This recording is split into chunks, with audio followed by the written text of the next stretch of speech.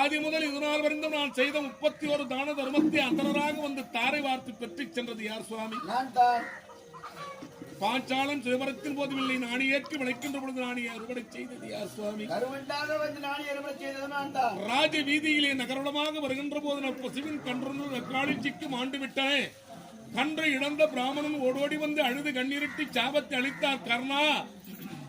கன்றிழந்த பது போல் எவ்வாறு துடிக்கின்றேனோ அதுபோன்று உன்னுடைய ரதமோ யுத்த களத்திலே அர்ஜுனனோடு போர் புரிகின்ற போது முதிர வெள்ளத்தில் புதைந்துவிட வேண்டும் என்ற அண்ணன் கொடுக்க சாபத்தின் விளைவாக என்னுடைய ரதமோ புதைந்து விட்டது சுவாமி. அன்று அந்தனாக வந்து உனக்கு சாபத்தை கொடுத்தது மணியேட்டான் கர்ணா.